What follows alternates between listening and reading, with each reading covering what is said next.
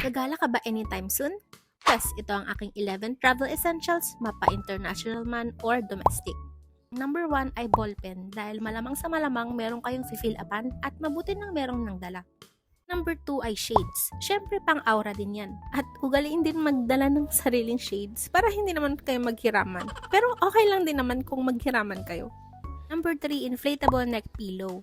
Lalo na kung medyo matagal yung biyahe at gusto mo din matulog. Kung wala kang katabi na patungan ng iyong ulo, okay na rin to. Number 4, compression packing cubes. Nabili ko siya dito sa TikTok.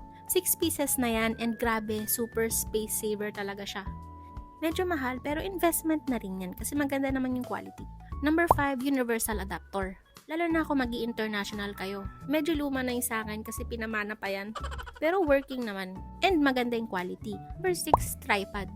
Lalo na kung solo traveler kayo, tripod lang yung magiging katuwang nyo sa buhay. Lahat ng mga items na sinabi ko ay nasa yellow basket. So, check nyo na lang din. Number 7, sunscreen.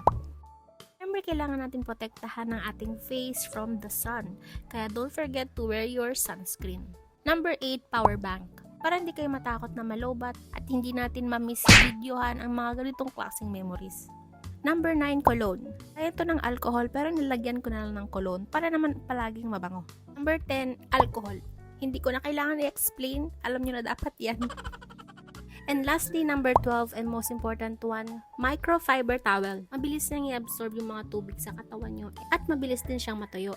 Pinakagusto ko dito is napaka-compact niya. And kung wala sa yellow basket yung mga items na to, nasa link siya in my bio. Kayo ba? Meron pa ba kayong i-add dito? And follow for more travel tips. Ayun lang, bye!